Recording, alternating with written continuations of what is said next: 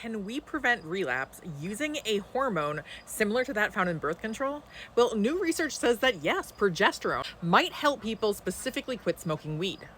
So, how does it work and how do we know? Including using one of the kind of meaner tests that we have in psychology to measure stress.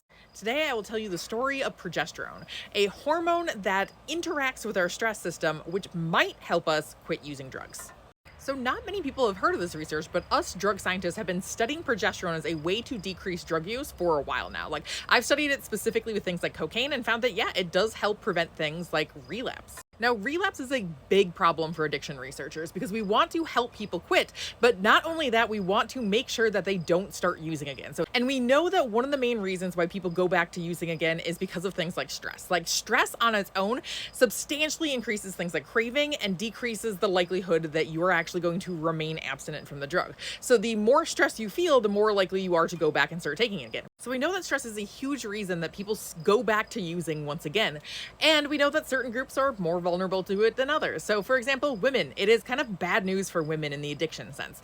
So men are more likely to try drugs, but women are more likely to actually move to dependence and to addiction to drugs. We also see that women struggle more with things like quitting and are also more susceptible to relapse, and specifically stress-induced relapse. We also know that withdrawal in a lot of cases is worse for women, and specifically the what is known as negative affective withdrawal. So negative affect is like that distress, like those unpleasant emotions that are brought up. And then ready for more bad news for women? Yeah, we see that chronic weed use specifically reduces cortisol signaling in women. So not as much in men, but definitely more in women. Now, reduced cortisol signaling might sound like a good thing, but it's not. So you might be like, okay, but isn't cortisol that signal that's released when I'm stressed out? So doesn't that tell you that I am stressed? Yes, it does.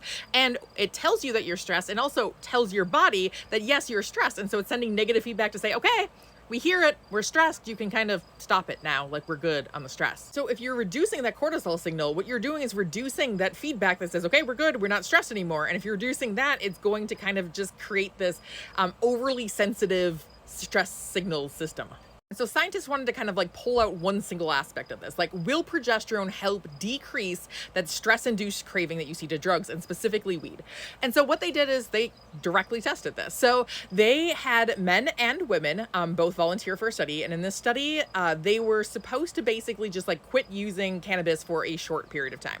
Now, these were people who specifically were not treatment seeking. They weren't trying to quit in general. They had men and women take either placebo or progesterone. And they took this for a week, and they actually had to record themselves taking this daily.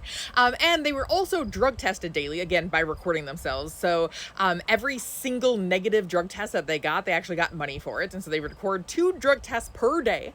And then they had to come in and then basically look to see what their stress was like and how much their cravings were. And when they recorded what their stress was like, they actually induced stress. So they caused stress. And they did this using, again, one of the cruelest types of stress tests that we have, in my opinion. So this is known as the Trier Social Stress Test. And this is a very commonly used measure to get people to be stressed out. So what you do, it kind of depends on each study. In this specific study, they used a 15-minute version of this. So they had people come in, and then they were like, okay, you have 5 minutes to prepare for a job interview. You're going to go in front of a group of people who are hiring managers for this very specific job. Prepare for an interview for this. And so people then had 5 minutes to prepare for an interview, and then all of a sudden the hiring managers would come in. And when the hiring managers came in, they had to then give a speech about why they were perfect for this job. Now, that speech was recorded, and that speech did not have notes or anything along with it. So you just had to speak for 5 minutes. And if at any point you paused, the people in the audience, the hiring managers, aka the experimenters, would tell you to just continue. When that 5 minutes was finally up, then you had to count backwards from 1022 by 13 for the next 5 minutes. And then at the end of that, they tested how stressed you were. And perhaps unsurprisingly, basically everyone is stressed by the Trier Social Stress Test. This sounds horrific to me. And that's because this test is specifically designed to go at all of the things that cause horrific stress.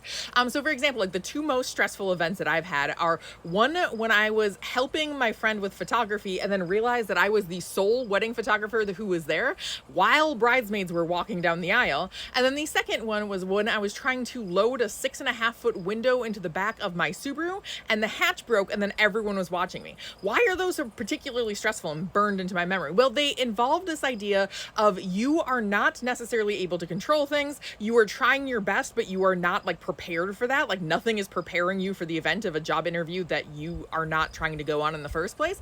And how are you prepared to recite numbers backwards? Like I've never counted backwards from 1022 by 13. And what they found was that, again, everybody was stressed out by this. And so everybody became more stressed. And then women were more likely to then crave drugs. So this maniacal task stressed both men and women relatively equally. But women then craved weed more after that stress. And then intriguingly, progesterone seemed to decrease that effect in women only too. So what does this study tell us? Yeah, we need to look more into hormones in terms of like treatments for addiction, but also how they play a role in like continued use and things like relapse. And so maybe we can have more targeted treatments for groups of people. We're not entirely sure right now, but these results are at least promising, especially since these types of medications are kind of commonly easily available nowadays. This also helps us figure out when to tell people is the best time to quit in their menstrual cycle, or what types of hormones might increase the likelihood of you binge drinking. Or when are your ADHD meds more likely to work? The more research we have on this, the better informed our decisions can be.